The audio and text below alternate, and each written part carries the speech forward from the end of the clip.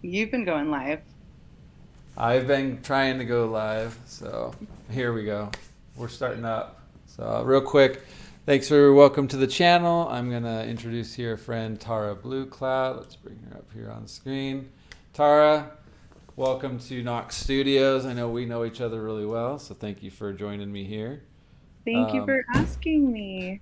Such a pleasure to have good friends and good company that know interesting things to expand my knowledge, right? That's why So, we're friends, so we do it for each other. so Tara, this is my friend. She's from Mendocino County, doing her own independent, work in herbalism mostly, right? So, if you define yourself as an herbalist, you want to talk about that real quick? Yeah, I definitely identify as an herbalist. I was born and raised in herbalism. My mother taught me from a really young age and would take me to all of these symposiums and conferences and gatherings that people were studying plant medicine. So I was literally raised in it. My mother did it, her father, so on and like back. So multi-generational herbalist. Perfect. And then Mhm. obviously, we also were just discussing the fact that your birthday has just occurred. So, Yesterday. as an Aquarian, what is it about that right now, I guess, that you got going on for your business? Well, the Aquarian, everything is going on right now, right? Right, Everything is going on right now, right? Like the right. age of Aquarius, we're in the season of Aquarius in this sun spot that we're at. And so, as far as my business goes, everything's on sale. I'm just like inspired, motivated, ready to go. And, Right. So I was you know, gonna screen share real quick your website. We got Blue Cloud Botanicals from 2010. Here, there's a birthday special right now. If you're interested, go there. You get 20% off with this discount code BDAY exclamation 41. Not to disclose why the 41's there, but but you can guess. we'll take a gander.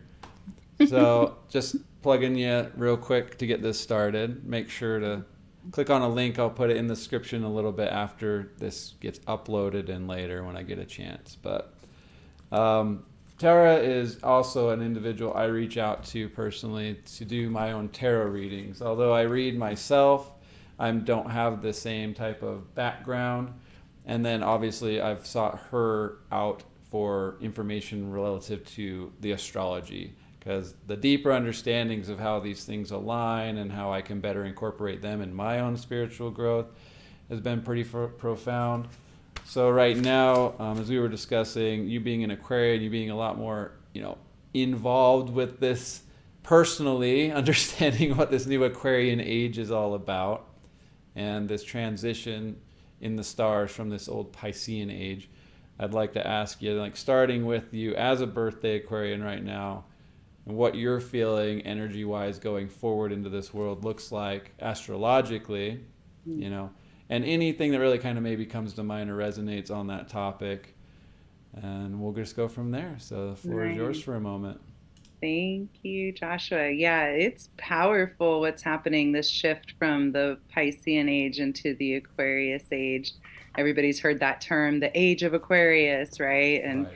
we've really been setting up for that transition for over 10 years, 10, 15 years now, that we've been slowly making our way into this new age. And I don't say new age as in the term that's used for all the, woo woo stuff. I think astrology is not only used in spiritual context, like you mentioned the tarot, right? And we look at birth charts or birth maps, as one of my teacher calls them. But it's very scientific. We're looking at the energy and frequencies of celestial bodies that have an influence on our planet. We're a tiny part of this galaxy in this massive universe. And so, as organic physical beings with these spirits, connecting on these different vibrational levels, we feel this. And for me as an Aquarius, I've always been more sensitive to those shifts. If the moon changes signs, if, Mercury goes retrograde, it's like there are these energetic shifts, these frequency changes. And for me, really leading up to my birthday, we had the full moon in Leo Thursday before last, or this past Thursday before my birthday. And I felt that, first of all, I was born on the full moon. So even though it occurred on the 25th, and my birthday, according to the Gregorian calendar, isn't until the 28th, I really felt that sense of starting new, right? Like that was really the cycle completing itself and starting new for me. And so there was a lot of inspiration. There was a lot of excitement and hope and this kind of uprising of positive feelings. But on a bigger scale, at the same time, we have Pluto going into Aquarius. We have different celestial bodies that do impact us emotionally, physically, spiritually on different levels. And so I pick up on these shifts, and being an Aquarius, I feel very at home. What I've noticed is other people who may not be air signs in general or may Yeah. have, planets in other places, it can be a lot. It can be really expansive. And that's the energy of Aquarius. It's very expansive, it's very future driven. It represents a You've lot used of that the, word humanitarian before too, oh, right? yeah. Like that. Absolutely. Yeah, that collective consciousness, the humanitarian, somebody that is an Aquarius, I know for me personally, I may be more prone to wanting to help a group of people or the greater good. I will look at a situation and say, is this going to benefit everybody? Because if it's not, I don't want to be a part of it, right? I'm somebody who's very turned off by people who are self-driven to climb the ladder to get theirs. I feel like that's not conducive to living harmoniously on this planet. And I think that's a big part of the shift we're seeing into the age of Aquarius is that people are starting to remember that we're all in this together, right? We all share this planet. Everything that happens to one individual kind of affects everyone else. Look at any ecosystem and you take one piece out, it's going to have a chain reaction and affect everything else in that ecosystem. So it's the same thing with us humans. We have to get out of this mind state that survival of the fittest or individuality is a value of some sort, because it's not. It's actually kind of just destroying the planet and all of Absolutely. that. Well, on Yeah. that note, too, just real quick, as like we were talking about with you were mentioning Pluto, right? Pluto being the Mm-hmm. main transition, this massive cycle, the most outward planet, and it being known as the destroyer, Mm-hmm. by definition. You just said about the destroying, tendency. So is that really, from your point of view, whether it happened in 2012 or like now, is like it's kind of becoming a little bit more apparent, 12 years later, essentially, like when and what is the shortcoming of the Piscean Age into the Aquarian Age, and how many years, like, kind of, can we expect to have this transition from your perspective take place? So the transformation of old energy that we're feeling Yeah. now into this new energy. From your perspective, how long of a cycle can this last?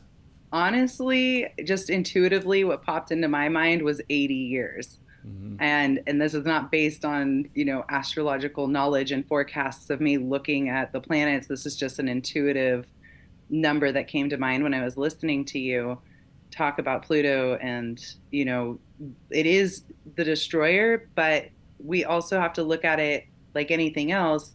There's life, death, and then a rebirth piece, right? So that rebirth, that transition that you're talking about of coming out of the Piscean age, which is dying, and being born into really like fully embodying Aquarius is probably going to take a few more decades. But I think we'll be noticing like subtle changes. Unfortunately, that destroyer word is real. So all these systems, like you mentioned, the shortcomings or the downfalls, the Piscean age of, very individual dreams, individual manifestations, all of that has to dissolve. It has to decompose, is really the word I like to use. I think of compost in the garden, right? When we put this old waste or these things that, we're not going to use or eat it back into the earth, it's fertilizing and growing the nutrients needed to bring the next cycle of life. So we're in that kind of like decomposition phase is what I think. Probably another, yeah, 20, 30 years. We're going to see a lot of things change on this planet. not going to be fun. Right. But I'm excited because it's time. It's time to go back to, the humanitarian age of Aquarius and really find our way of supporting each other in all of life here. Absolutely. So yeah, with that Piscean age, isn't it? It's kind of, as I understand it, more just a mental, individual-based philosophy. Kind of that tendency where we've gone through an industrial revolution. We kind of like streamlined into our conditioning as an individual, thinking we can create only for ourselves. So this transition, as I understand it, and correct me if I'm wrong here, is like the Aquarian age is kind of more to the collective, so that the value structure in and of itself isn't in how much you have like as an individual, the things to your name, but rather like the impact that you can have on this world, positive or negative, right? Yeah, So that being kind of this fluctuation of these things no longer have value, these things now do. And the exactly. transformation of that in all ways, like the fiscal, monetary, in our relationships.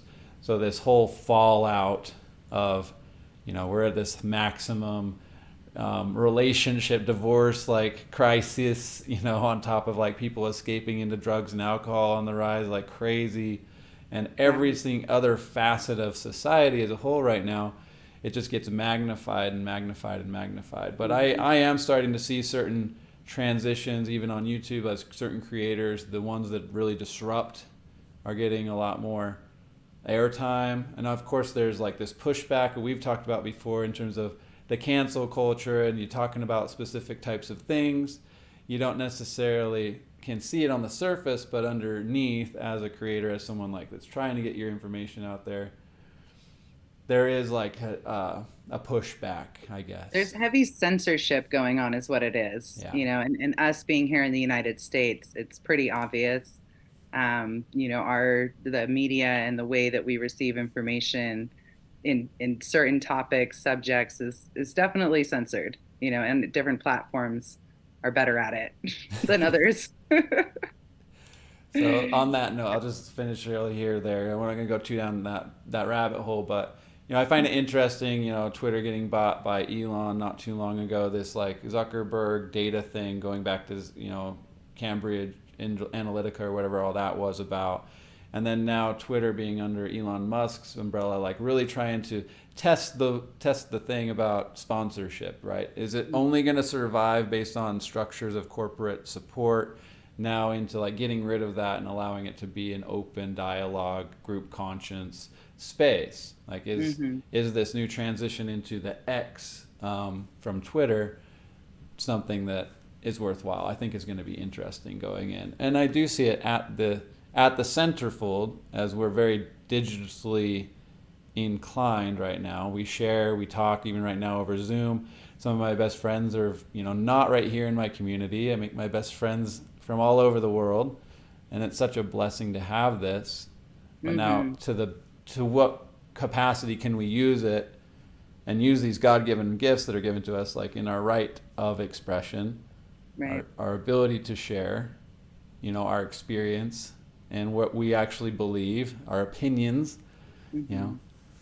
but Yeah. they are just that too, right? The opinions don't Yeah. necessarily matter as much as what we utilize our energy toward and for. Yeah, absolutely. It has to do with the intention behind it, right? It's like we can have all of these platforms and this technology, but what are the intentions? What are we doing and how is it serving the greater good?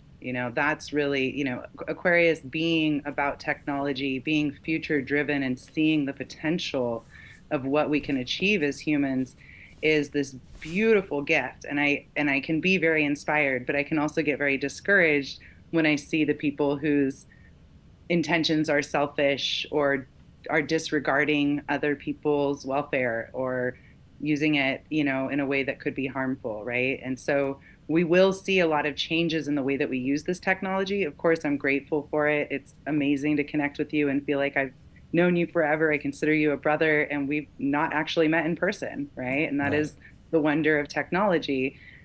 We have, decentralized banking apps coming out. We have Mastodon and other, social media type platforms that are also run by the people and not on one server owned by, one corporation. It's like we're going to see a lot of that, a lot of disassembling of the vertical structures in the corporate world, and in technology. And I think that it's going to just really come down to the intentions, right? It's like the technology to heal someone is very powerful, but if you put it in the wrong hands, it can be used to destroy something or to harm someone. So unfortunately, there's always going to be good and evil. There's always going to be the people that want to serve, that want to be, helping and come in the right way and in right relation with nature and with life and with technology. And then there's going to be those that are not on the same level, right? So Absolutely. yeah, it's a spiritual battle, is what I call it. Well, we're going through this life as on a spiritual plane, right? As a physical form. I get it. I Absolutely. understand it that way, anyhow. And I just want to go back to that astrology, like what we were talking about initially for a moment here as well, as far as the birth chart, right? Like, so what Mhm. does that look like? I'm gonna understand it from my perspective. Obviously, this is how I've mapped myself. I'm a Sagittarian. I'm born in Utah. I've kind of been this Western universe. So I'm under like this between Capricorn, opposite Gemini, air sign. So yeah, I'm a fire element, and so this like jumping, mutable transition from fall into winter, like Mhm. that first year of life, all that kind of stuff. What does that mean to you? What is a birth chart? How do you see it astrologically? Based on geography, time of Yeah. day, all those things. Like, how can someone really, in a simple way, if possible, like make Mhm. sense of what a birth chart is to your Yeah. understanding? So I mentioned the term birth map. That was, what a teacher of mine, a good friend of mine actually, and she became my teacher. She follows the 13 moon calendar, which comes from the Toltec tradition, Mayan tradition. A lot of, ancient civilizations use the 13 moons, right? That's more in sync with the natural cycles. And so she also is an incredible astrologer when it comes to mapping birth charts. And she explained it to me that basically, wherever you're at on the planet, if you were to look out at the horizon, you've got your midway, this line that goes through your chart, and everything at the top is everything that would be above the hemisphere, or the location of where you are. It's basically what's above the horizon. Everything below, right, opposite your sun sign, opposites are all underneath the horizon. They're on the other side of the planet. You can't see them. So you're looking at a map of the sky, is basically all it is. You're looking at where the planets, the moon, and different, aspects would be at the time of birth. And so those are the frequencies that are directly affecting you as you come into this world. And I personally, I'm not an astrologer, but I've always loved and been drawn to this. I think as an Aquarius, it kind of makes sense. And I just want to believe, like, yeah, this is it. This feels real to me, right? And so over the years, I've noticed that different sun signs, which is usually what people say, oh, I am a Pisces, I am a Virgo, I am a, Aquarius, I am a Sagittarius. Like, your sun sign is where the sun was, that's the season. And it does, like you said, correlate to an element. So there are certain aspects that people share, or characteristics that people share, that are in those signs. And it's everybody is different. Everybody's different. So when you look at somebody's birth chart, or when somebody says, this is my sign, you want to be able to look at all of it. You want to be able to look at the moon, which is our emotional body. The moon rules our emotional reactions, how we process our relationships. Venus rules our love life. Well, And real quick so, on the moon, why? Because it, yeah, it moves our oceans, right? As the poles, like it yes, rises and changes the tides. So that emotional energy is because it like controls the water. the Like, water, exactly. And our bodies are made up of water. When people talk about the full moon and everybody's got this crazy energy, well, yeah, all that water in your body's mixed up, wanting to do something, go somewhere, right? right. And so, and especially, even with women, our menstrual cycles sync up. Usually, if you are somebody who has a healthy menstrual cycle, you're going to sync up to the cycles of the moon, whether that's the new moon or the full moon, depending on the season, depending on lighting. our hormones, our blood, our whole endocrine system, our nervous system, everything is affected by the sun, the moon, and also these larger cosmic bodies outside of our, immediate surroundings. So, So yeah, the for birth long chart. term relationships, only date women that live in the dark. Just kidding. I'm just kidding. You don't want to feed them any light. We're like house plants. You got to water us and give Oh, us light. oh, Jeez. okay. I'm just trying to protect all the men out there. No, just kidding. Oh my goodness, that was good. Yeah, and so everybody's different. Like my point was going to be that you have your sun sign, you have your moon sign. Your rising really relates to the whole generation. That's going to Okay. be your peers, right? And it's the lesson that you came to this life to learn. You're born during this time, and it's going to be the challenges that your generation has to face, kind of as a collective. So some of these aspects of the planets and stuff will affect more than just you personally. But the moon and the sun together is a very personal thing because the sun is your personality. It's how you shine in the world. It's you think of that outward light. The moon is the emotional. And then there may be different oppositions or trines and there's so many things that you really have to learn about the houses and how each of those have an effect on certain areas of your life.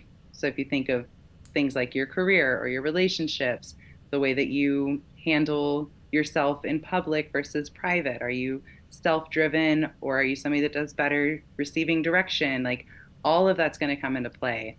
So when you really get into astrology and you look at the different aspects and you see what each of the planets represent, the energy, and then you look at how you show up in the world, you'll see the correlations clear as day. I mean, it's kind of hard to deny that all of this is affecting us, on these levels. So Absolutely. it's pretty Yeah. rad. I mean, the further I went down this rabbit hole initially, the more I was like, okay, maybe, but, I want, like, there's this tendency to just deflect. Nah, I can't, I don't necessarily want to look at myself from the negative perspectives, basically. But then, Mm, like, when I really started to it's easier for us, I think, sometimes to see it in the positive light, right? So even though my inability for me as a Sagittarian, the jumping fire, the like, I get bored. I want to move on from this to that. yeah, you need Reading it, adventure. yeah, reading a book from A to Z was like the first time I did that was like amazing. It's like I need a trophy for doing something You like need that. a medal.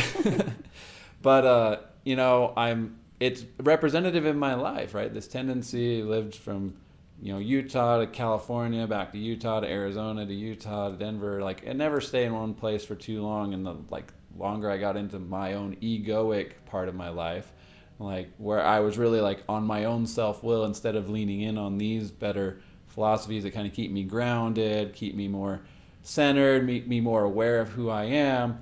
Those tendencies kind of get way accentuated, like way out of bounds. And this is just Mm. my experience. So the Well, latter part of my life, it became more apparent. Now I can see it and utilize it more intentionally, like we were talking yeah, about.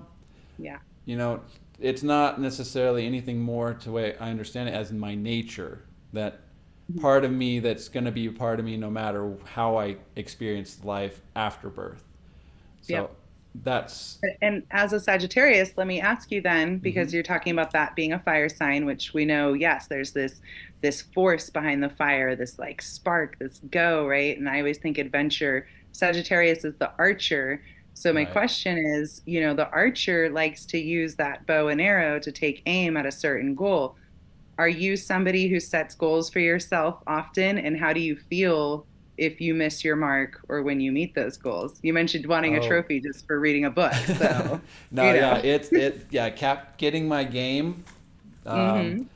but it's a hunter aspect, right? So it's like I'll observe. I observe the universe, and I'll be very picky about, not necessarily to put it this way, but it is like the prey. Hmm. And sometimes like it's more sensational to go at things. The fun part is in the chase. The Yep. fun part is in um, setting the mark and seeing the Yep. goal. To actually attain those goals is, for me anyway, this is just my own thing. It's doesn't happen very often, right? Mm. Like like, but there's part of that that I know is part of my own character. Like there's Hmm. like a lot of shortcomings within me as an individual. But as an archer, as a Sagittarian, I've kind of understood that, you know, it's very hard to match up with someone who wants to be as spontaneous as me, that, you know, doesn't have to be so prepared going into certain things, that really wants to thrive on, you know, the hot seat and between a rock and a hard place. Like, I Hmm. want to be a lot more, um, it's almost like the sensation of life, that passion, the passion of the fire energy. I need Hmm. to really have it be a part of my heart space in order to really want it enough to even go after it long enough. Because Yeah. the chase is so long. You know, I'm not no Right. cheetah and not like putting some sprint and then I'm out of breath in 5 minutes. I'm like the slow person behind the tree, scope you Yep. out A from hunter. this Taking day, it. and then Yeah. until it's that right moment, I'm like, Yeah. Yeah, and I can totally relate to that as an Aquarius. I'm an air sign. And so there's this aspect where my brain is all over the place all the time, right? It just wants to do these things. But I also have a Leo moon. So mm-hmm. Leo is another fire sign. And I get bored easily. If something's not going on, if I'm not getting that fun, fiery vibe in my heart space, then I got to go find something else to do. But the Right. Aquarius is similar in the sense, I'll have a million ideas, but following through, like I could dream up anything, but completing it from, start to finish is more of a Capricorn, Virgo, Earth thing, Earth Right. sign thing. Yeah. Exactly. Well, an Yeah. So Aquarius is fixed, right? That's a mhm. fixed Fixed winter air. energy and Yeah. air, and then you're also talking about that Leo, or not Leo. Yeah. Well, Leo, Leo yeah, is moon. also a fixed, right? So that's Right. fixed fire. So Yep. it's a little bit more stubborn energy, where like you're not going to receive it until you actually believe it, and then you're not going to get off that Right. pedestal of like base knowledge, unless Yep. something really smacks you in the face. Um, but yeah, fixed energy. Well, just real quick. Uh, Hmm. so fixed, cardinal, mutable. What does that mean to you? So fixed means like you use the word stubborn, and I love that. It's very much a solid energy. It's not going to waver. It's not going to change for anybody, right? Hmm. Mutable is more flowy, more, I think of water. I think of things that can change, transmute, transform. So there is, depending on like a mutable sign, depending on all the other aspects around it, the conditions, the environment, they may take a different approach in a situation or be affected by a situation differently at any point. Cardinal signs, I'm not as familiar with, like, what that personally means. I don't have a lot of cardinal signs in my chart even. I think that it's more of like a pattern. Like there's a system where it comes around in these cycles, and it's like, okay, this is here, this is there, that's over here, right? So I hope Hmm. that makes sense. It's Yeah, I mean, tell me if this makes sense to you then, because like the way that I was introduced to it is obviously we have the four elements. So there's the four and then the three cardinal, fixed, and air. So this cycle as we move through the four seasons too, Mhm. winter, fall, spring, summer, like the cardinal energy in relative to like breath work. Mhm. Yeah, that's how I can best relate it. Is that the cardinal energy is kind of, it's taking in new energy Mhm. to come into spring, right? So Mhm. as the Aquarian, this, what's the next zodiac after Aquarius? Pisces. So yeah, that water energy then is this transition, melting of the snow, you know, the water trickling off the top of the thing, but it's like Earth receiving its energy, right? So the Mhm. Piscean water energy, the cardinal energy of it is taking into a season. So Mhm. it's an in breath. The beginning of that. Yeah. That fixed energy sits in the middle of any given season. Hmm. So at that point, they kind of sit at a standstill, either at the top of a season or after a mutable sign at the bottom of a season. Hmm. But generally, it's just in a fixed state, not receiving or giving. Just kind of like they can be the main stage of, you know, Hmm. of their paradigm. And then Yeah. the mutable ends up becoming, okay, now we're done with this season. Let's get it out of us. And that's that out breath. They're like, okay, I have all this stuff, but I don't want it. Like, let's give it away, move us forward. So that's what the mutable I means. love that. Is That's it's transformation, taking. So a match from a mutable sign with a cardinal sign tends to be really good. Um, in terms of the give and take. Okay, if you give something to right. me, I'll make it do something, you know, Yeah. and not just for us, but for like we want to use that Aquarian energy now to utilize it for a greater whole. Yeah. But then you also have that elemental matchups, which is why these zodiac relationship structures become so interesting. So that's why I think like the longer we go into astrology and zodiacs and the matchups of things, that this can really start to make sense in the long Mm-hmm. run. So Absolutely. it's I'm not gonna some see if my surface cat's level bullshit that we pull out of a little cookie when we get, you know. trying. It's big stuff. You reminded me. I love that description of using the breath. You get Hmm. in there, you're there, letting it go. And thinking about like just again compost. Compost is on my mind a lot right now. Yeah, how do we use this to set the stage for the next space, to come in more supported. Yeah. Absolutely. Well, obviously, I want to also move how this astrology, like, because you as a much more prominent tarot reader, tarot, I like you have to say Hello. tarot reading, Mm-hmm. but and obviously plug real quick, go to bluecloudbotanicals.com, get your 20% off. Sign up if you'd like a reading any given time, really, but just mention Knox Studios or Knox and We'll have to make a special discount code for you, for anyone that comes through from the show. I'd be happy to do that. And of course, you're always welcome back, Tara. Oh, thank You're you. a blessing and a scholar in your own right. But far as Tara, like, where did it start for you? How do you use it and experience it? Like, where's your taproot? Like, what does it mean to you? Oh, thank you. Yeah, the tarot has been in my life my whole life as well. So I mentioned, identifying as an herbalist, like that's been my career path for a long time, but I was raised in that as a way of life. In my home, we used plant medicine. My mother was someone who loved the tarot. She loved oracle cards. She loved that kind of like mystical, occult type stuff. And it would always be around, it'd always be in the home. And she'd get out her cards and do her thing. And I have a godmother who we call a witch as well. And she would come and bring new decks, and my mother and her would pull cards and ask us if we wanted our cards pulled. So being young kids, our mother and auntie would get these out and have us kind of just breathe and run our hands over the cards until we felt a draw to a certain card. And then we'd pick that card and we'd read the message. Right. So this was a big part of my upbringing, to the point that like I looked forward to this, or when I had questions of how to handle a certain situation, I would say, "Oh, let's ask the cards," right?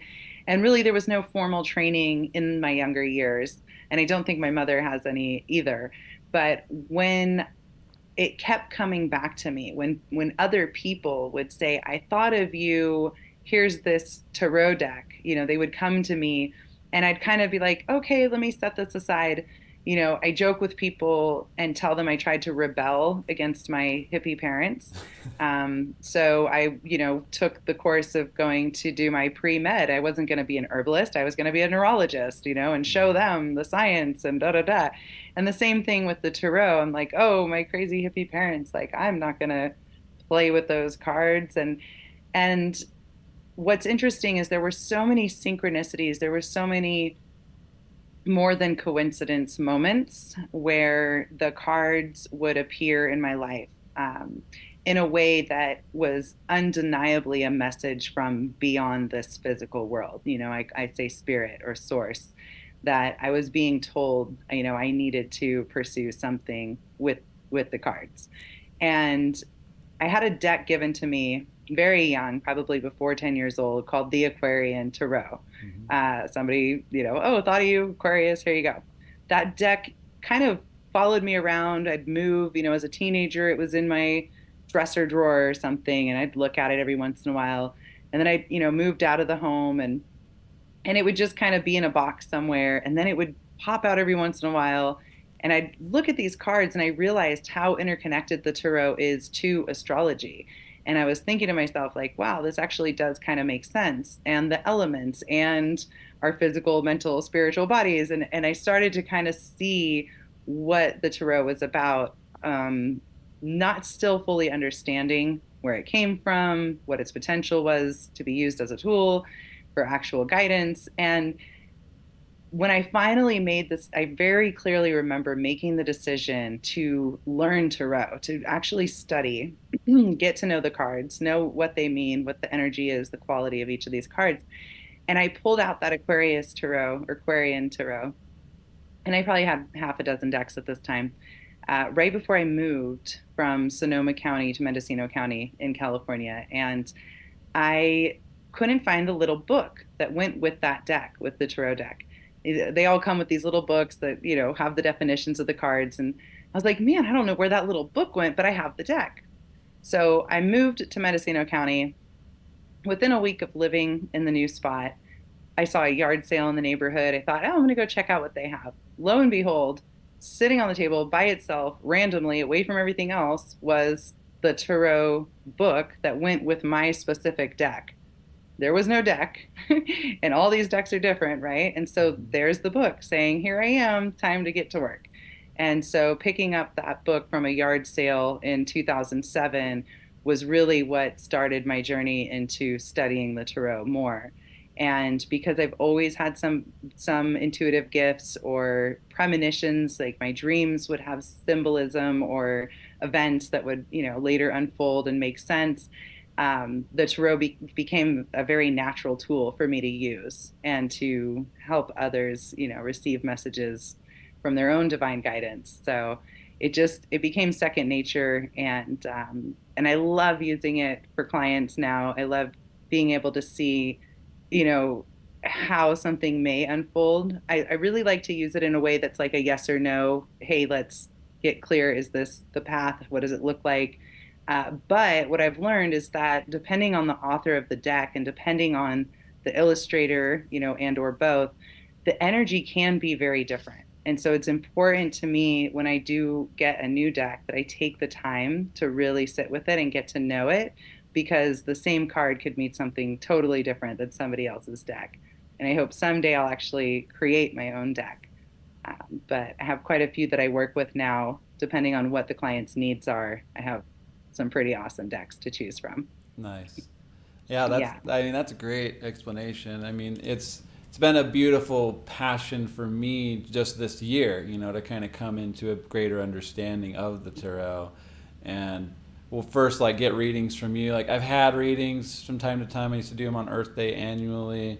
Hmm. I kind of like set the stage, but now, like, as I've become more aware of like those moments, the full moons especially, like doing more prayer meditations, intentions, setting those in new moons, and then receiving the intention, from those moments. I think my understanding has grown quite a bit, and I've definitely put a whole bookshelf or a whole tier here dedicated to tarot now, where I have all my crystals. I have, my sage, the feather, and the what's it called, selenite stick, Nice. that I'll use.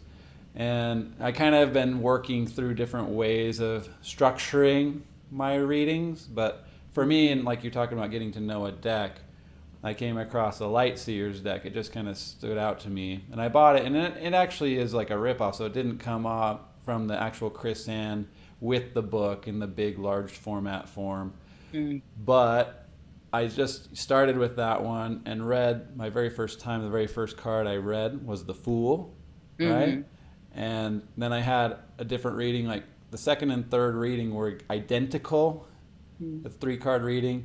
First card the same, second card the same. The only thing that was different was just the position of the center Right. card. And I'm like, well, sounds like my past and my future are the same. The only thing that's really in 2 weeks out of a 78 card deck, I'm like, that's pretty standout. And so I just started journaling, not a message that made sense to me, but I just started a journal where I document which cards I was drawing, how many cards, and then, like, the position and how that worked. So over the course of this last year, and that was pretty much from May through December, that I have a working journal. And you're like you say, as a person, it's hard for me to be subjective in my own card reading sometimes, Hmm. or rather objective about like my subjective experience. Right. So it is more important in running tarot for the first time, or tarot, to like allow the cards and allow the world to kind of show me what they're showing me. Yeah. So Yeah, it's a trip. It's a trip when, well, first of all, I gotta say the legend is, or the, the there's a supposed legend. way is that we're not supposed to buy our own decks. I know, I know, I know. Something I was taught, right? You are supposed Hmm. to be gifted a tarot deck, or supposedly you're supposed to steal it. These are the cards of the gypsies, if you look back at the history of where the tarot came from. So we're not supposed to buy our own decks. Oracle cards are not the same as the tarot. The tarot is a very specific structure of symbolism and elemental, energies in there. So it's different than buying an angel deck or an oracle deck of some sort.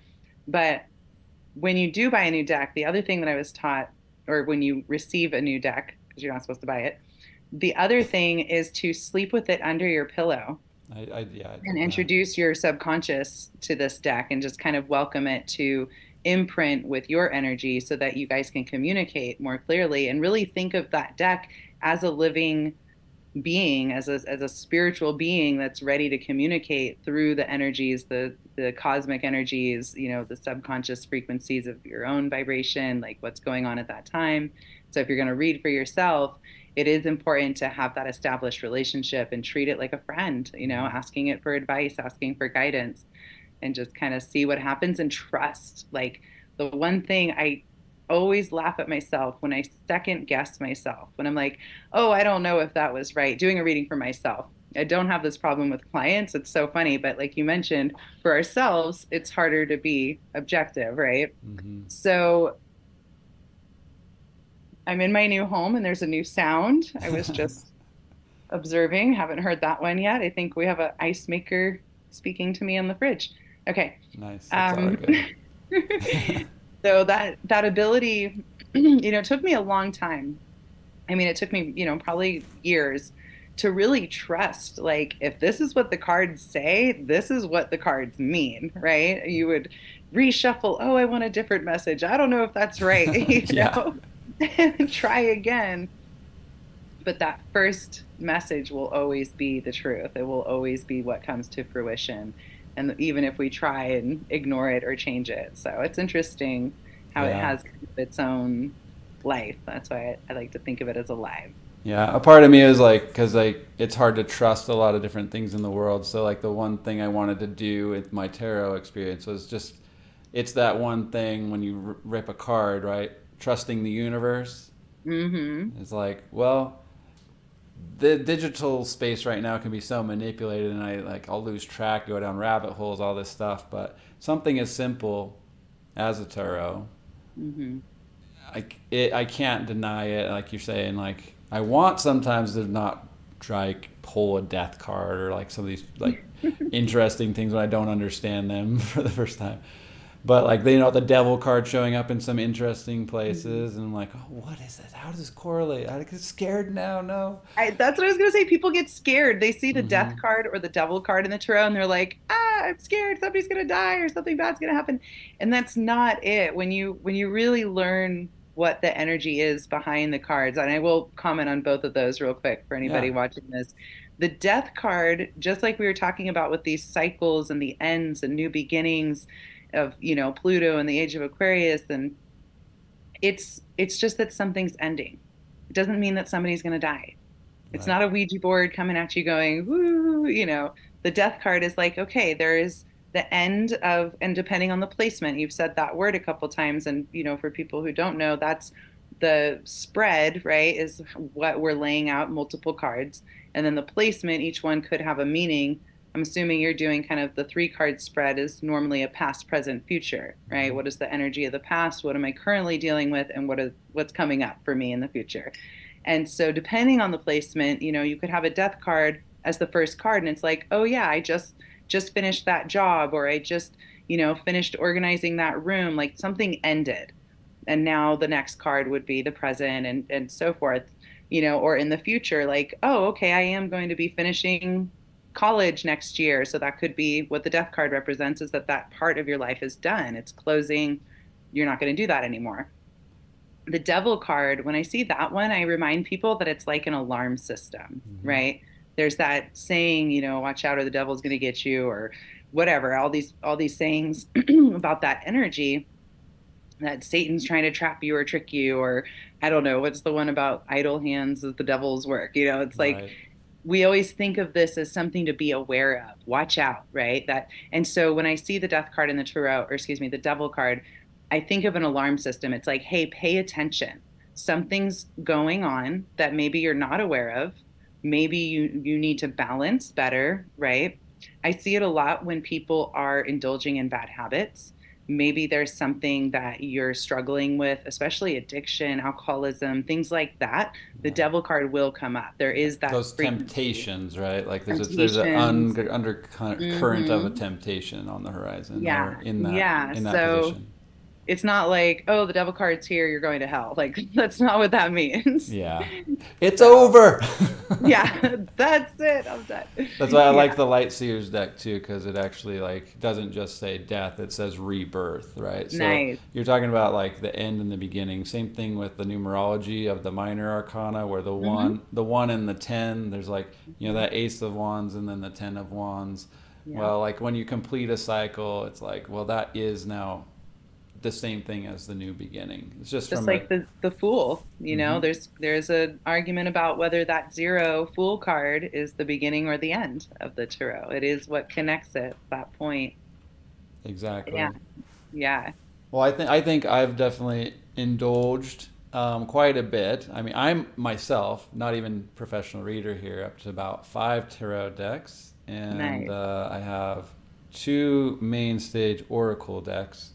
One's more from like an earth energy, and then another one's more like the ethereal starlight frequencies, and they have like really nice readings. That one I like right now in the winter, where I'm kind of like it's a little more floaty. That earth energy, when it comes to spring and summer, will probably tap a little bit more into. Mm. But nonetheless, it depends on which one I'll use based on the astrology chart and which one's kind of feeling more, Mm-hmm. the utility. And that's like, I get what you're saying with that relationship between what is oracle, angel versus the Right. tarot. Yeah. So, and then that Yeah. There's. major arcana, if you can help me or, and the viewers here, Mhm.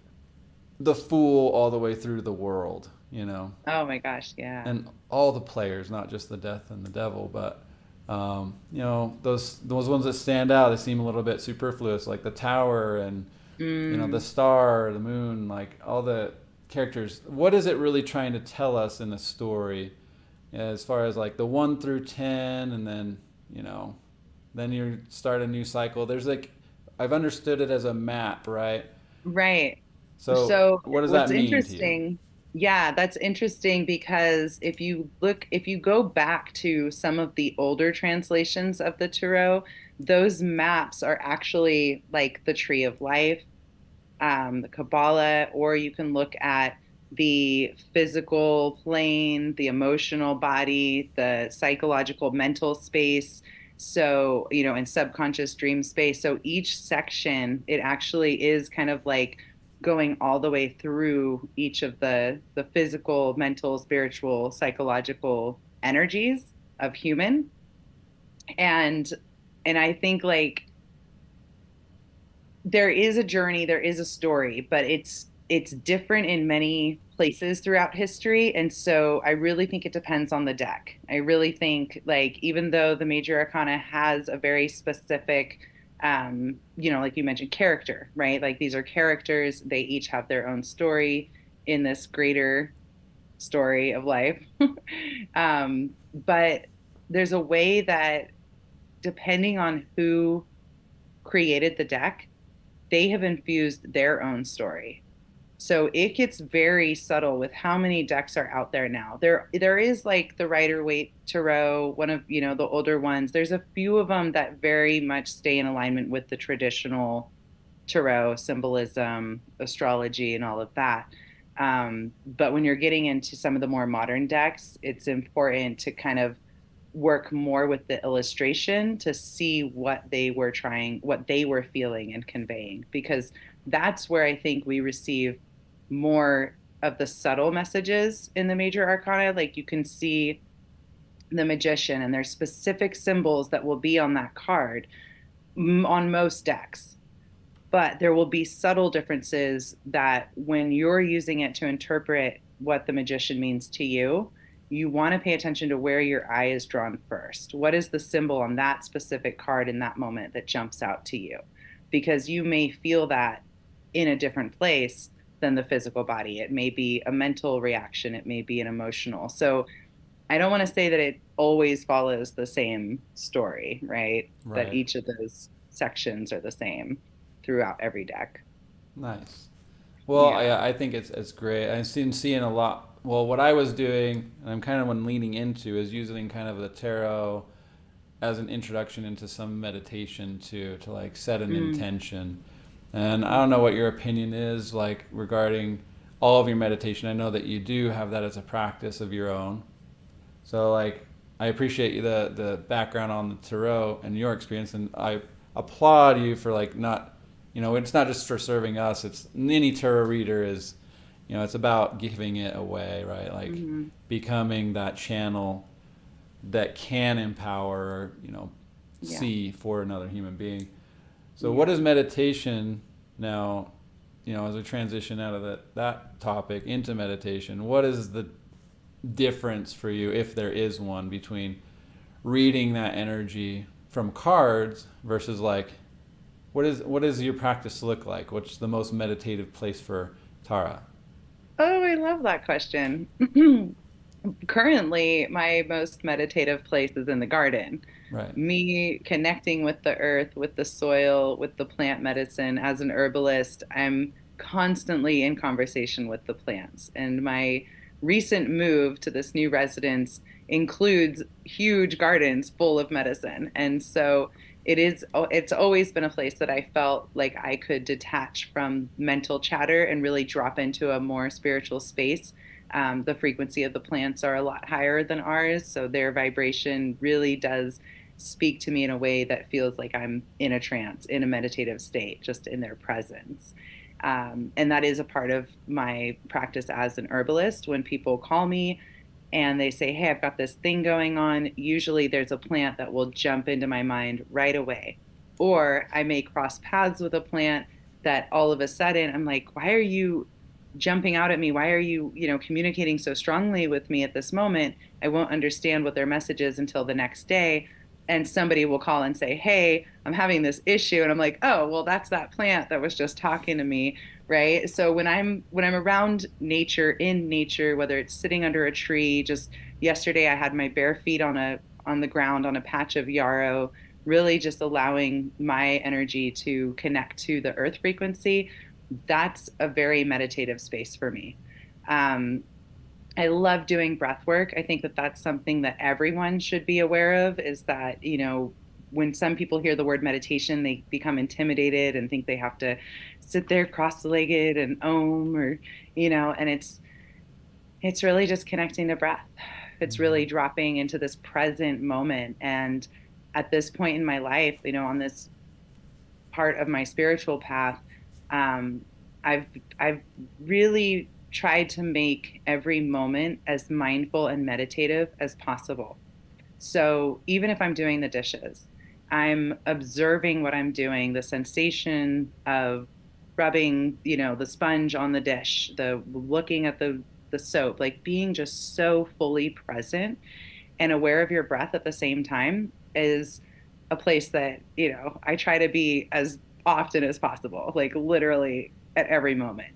Um, I have had moments, and I'm not in this right now, where my routine has included getting up, meditating for, 20, 30 minutes. Right now, my morning routine, especially with getting kids off to school and whatnot, is about 10 minutes where I sit and I observe what's around me. I observe the color of the sky. I do this outside, regardless of the weather, rain, snow, sun, usually right around dawn. What do I notice? What do I hear? And just really awakening all of my senses and coming to a few good breaths of gratitude and just breathing in and saying thank you for my life. Thank you for allowing me to be here. Thank you for the opportunity to be in service to whoever I may meet today. How can I show up in this world in right relation with all of nature and humanity, you know? And so I have this prayer meditation that I do in the morning, but really I think all of life should be a meditation. I know you have quite a deeper practice going on with your Kundalini um, methods, Well, meditations, I appreciate you putting breath it work. back on me. I mean, I've been doing my best to put out what I understand meditation to be in a educational format here on the channel, obviously. Because meditation, like, intellectually is one thing. To, like, Mm, kind of dive into it, educational, of what a chakra is, the history of those, like Kundalini as a baseline understanding, like the bottom of my spine, where I'm coming from to where I'm going. But hmm then that intercessor in our heart, the as above, so it's below, that this law of, balance, I guess.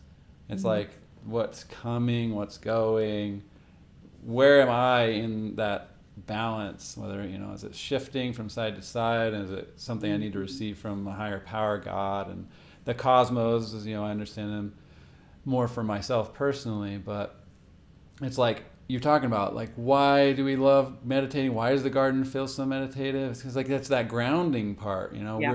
We're electric beings that are, like, hmm walking around in this Wi-Fi culture, and touching constantly our cars, driving with all this frequency coming over FM Wearing radio, shoes with subjecting rubber soles. ourselves to the commentary of the news channels and so on and so forth. So, like, the grounding, the meditation itself, as you stated, connecting to earth, hmm the silence, the that lack of anxiety that'll exist no matter what, when you're playing in the water and rolling in the grass, and putting hands under the soil. It's been a lot of years since me. 2013, I moved into a house for the first time after many, many years. And the one thing I did, I got a rototiller, and I had this acre of land, and I just plotted out, this is where a garden would work. I knew the sun would come up this way, and, like, okay, this is going to work. My hose would reach.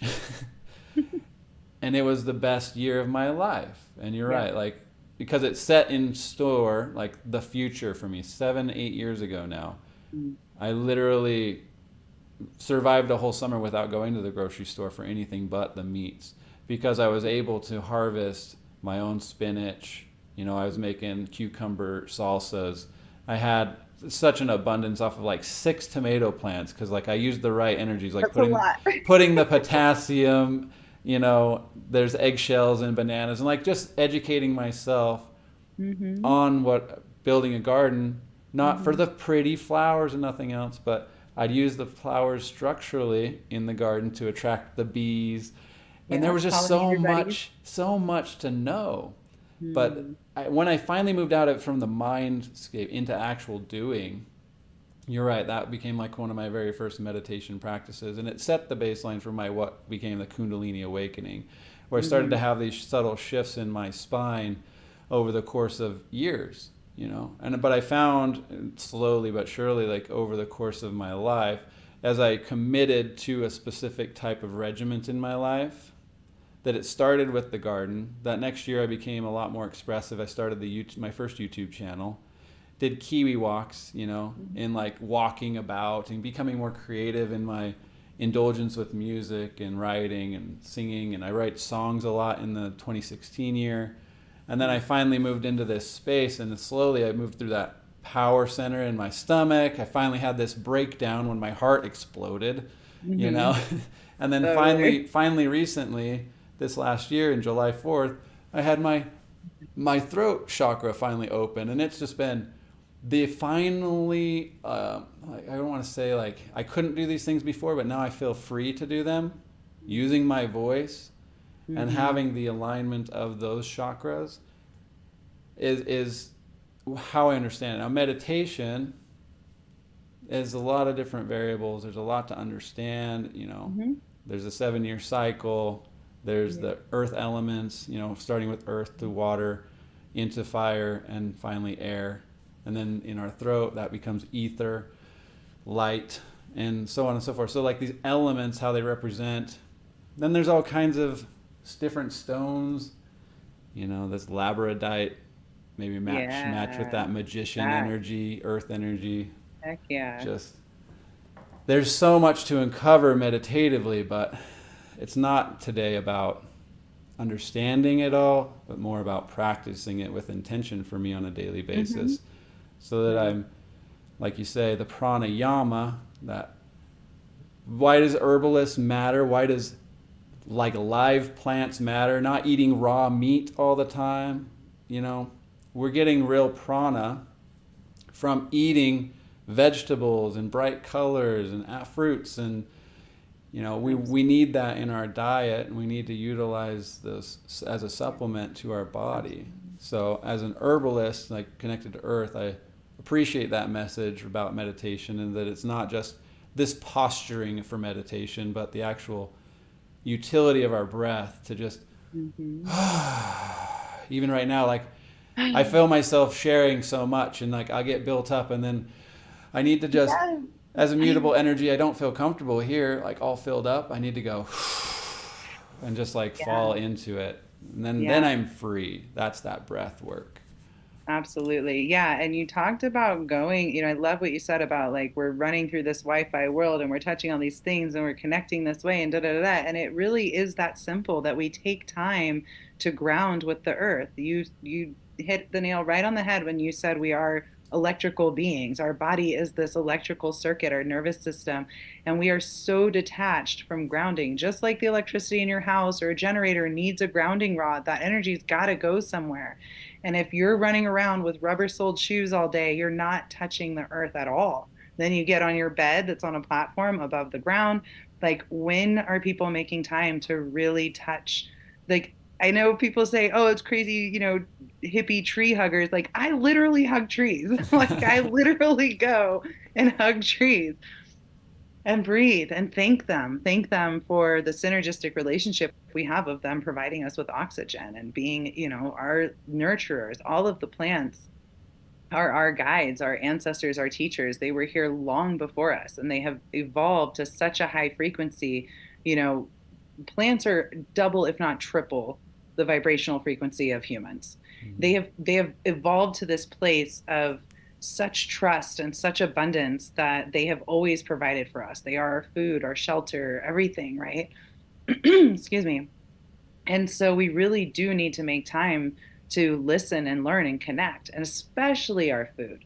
Mhm. Especially our food. We're so disconnected, with packaged and processed foods. Like if you're not putting real food in your body, your electric circuit is going to malfunction. That's where illness comes from. That's where, mental illness too. Like just how different would it be if people really took the time to ground and meditate, on Mama Earth, like she is who holds us and heals us. And so Exactly. it's crucial. Yeah. So yeah, I mean, all in all, I really appreciate your working knowledge, and not just because it matches a lot of my own, but because like we have, a little bit of a balance of working knowledge, and I always Hmm. appreciate people that can expand on my curiosities, not just because I'm the Sagittarian, but I think like that's important for all of us to just Oh, yeah. lean in not just on the book knowledge, but like do things as groups and create groups of our own. I got a WhatsApp group ABC where I can share some, books as they come along. Oh, I'm trying to start here the seven chakra tiers for this on meditation group Facebook. on Facebook. I'll Yeah. send you the link to that. Yes, please. So that in the future I can get to a place where we do have enough people to draw in and have a community of meditators, and bring a common philosophy, for the broader whole, right? Moving toward the And tendency of that Aquarian age. exactly. It brings us right back around to the age of Aquarius. This is the time to be uniting and forming our community, our circles. It's important. I think of the prophecies too throughout history that talk about uniting the nations, about this being the time where everybody from east to west is going to unify in their in their intentions, right? And if we have the pure intentions, we may not know what it looks like or how we're going to do it, but I feel that energy so strongly right now. Even last year in my meditations of 2023, it came up consistently that 2024 would be the year of collaboration. Yeah. And at that time, I wasn't even thinking Age of Aquarius. I know I'm a humanitarian. I'm always like, oh, we all have to get together. Let's all work together. I want everybody to be happy. Yeah.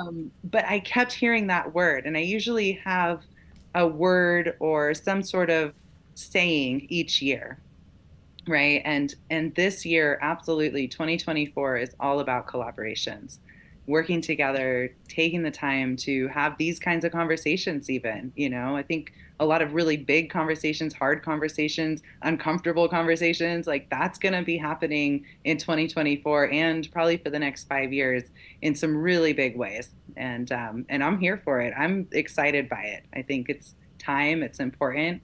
I don't think people should be afraid or resistant. I think that it's absolutely necessary that this age of Aquarius is changing everything. All of the structures and systems in place are going to have to be revamped. So why not show up and put the good intention, the good vibes in there of how we can do this together and make it more harmonious and prosperous for everyone, right? Absolutely. Yeah. Well, Tara, you're such a blessing, not just to me, So are but to you. everybody. And of course, I just want to, plug myself real quick. This is Knox Studios. What Knox is, it's, my philosophy came from those early years when I was just doing the garden and I really started exploring, what my issues were, like my shortcomings. And Mhm. so Knox really does stand for never again hate anything. And I also tease like the never again having anything in the utility of like whatever is mine is not for me to hold on to. It's like that becomes a burden in and of itself. Like it's about giving that stuff away. So to Mhm. hate or have, right? We need to learn to love and give.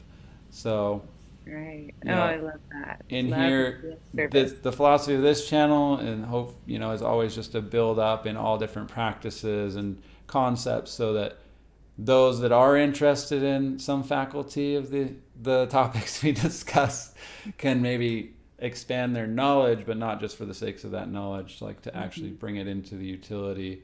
Lean in. Don't go buying tarot decks, but like go steal one, like Tara said, and learn from my mistakes. But take some of the lessons that we're discussing here in these long form conversations, hopefully going forward. And of course, I want you to come back, Tara. Thank Um, you.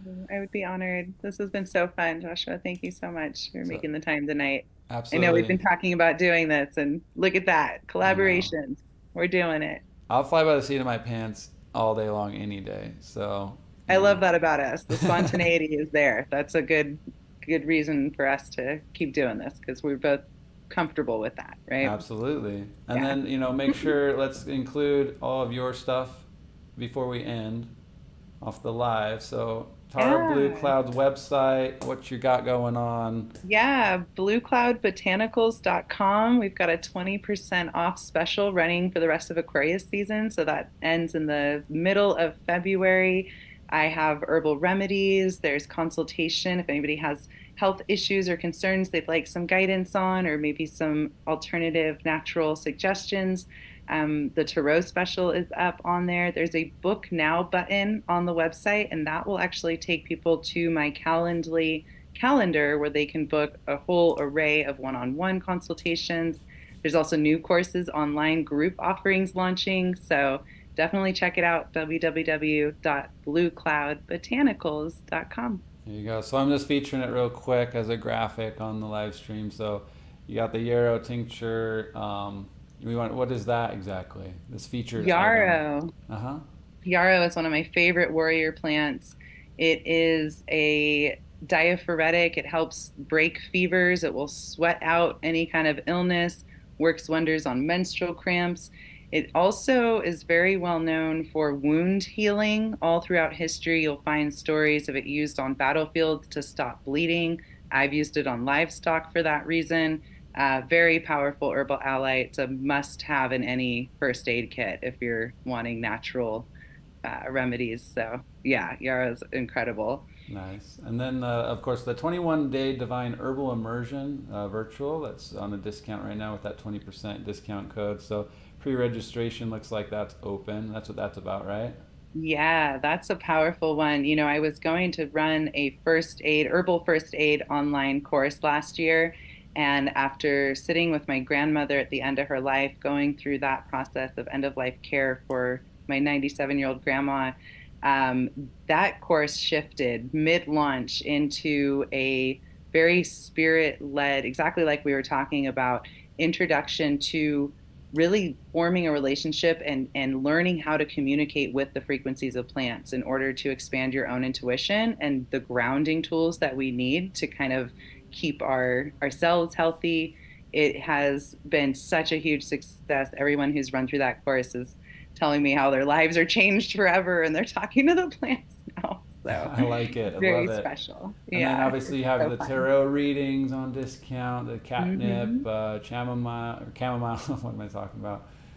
Yeah, Um, that catnip and chamomile are new glycerites. So they're non-alcohol tinctures. Some people want to avoid alcohol. Glycerites are very gentle. They're very wonderful for children, elderly people, or anybody that is looking to avoid alcohol in general. Most tinctures are alcohol extractions. So I have a couple alternatives to that available. okay.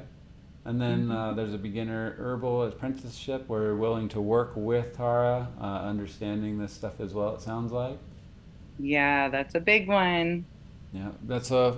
You write down that thing. You consider yourself an Earth Witch. You want to understand more about all this stuff. Take some knowledge from her. And there's that link, and then obviously some teas. So Yeah, I do custom formulas all the time. I got to send a beautiful root blend. A young woman just last week wanted a detox tea, and I went ahead and offered her a free 30-minute consultation, which is something I don't normally do, but I think if somebody found me through your show and decided they wanted to go to that book now page and send me a message, maybe we'll get them a free consultation. Turns out she needed a hormone balancing tea instead. So I love sitting, intuitively with the plants, with the people, and just really being that channel, right? And hmm and guiding them to what they already know, because we are all our own healers, and the plants and the natural world will work with us if we just trust and open to that. So it's my biggest blessing. I feel so honored to do this work and to have been here on your show tonight. well, it's in the making. So thanks for kicking us off. And of course, like the chemistry is always amazing with you. I love your energy. So thank you so much for coming. Anybody who's out there, send some comments and love to Tara. Thank her for joining us today. And Mm. of course, I'll keep this live. Maybe I'll just chop it up too into smaller breakouts so that each topic can have its own, you know. Yeah, we covered a lot tonight. Yeah, it's a long form for sure. So anybody who stuck around, congrats. You made it. Right? But, Oh, well, well, thank you so much. I hope that you have a wonderful week, and let's definitely do this again. I'm excited. I love chatting up with you. So, absolutely too. yeah. Well, I'll let you go now and we'll catch up All later. right. Take care. Have a great day Thank you. or night. All right. So, yeah, thank you guys so much for joining. I'm going to crash out of here and just thank you guys so much. Obviously, come back to the main camera. Like, comment, subscribe, get in tune with what we're trying to build here. I'm trying to reach out to other creators, not necessarily just on YouTube, but those that have kind of helped me in my journey to be able to meditate and understand what I'm talking about more or less sometimes. But again, here I'm not necessarily to be a teacher right now in my own right, but to invite you in to also practice with us so we can make this a place to share and become a community in and of itself. So thank you. Peace and love and blessings. Enjoy the rest of your day. We'll see you soon.